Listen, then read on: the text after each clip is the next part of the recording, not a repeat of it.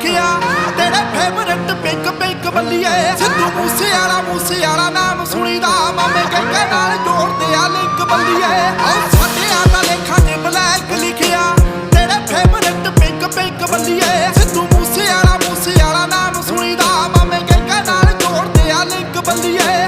ਪਿਆਰ ਨਾਲ ਜੋ ਰਹਿੰਦਾ ਉਹਨੂੰ ਰੱਖ ਲੈਨੇ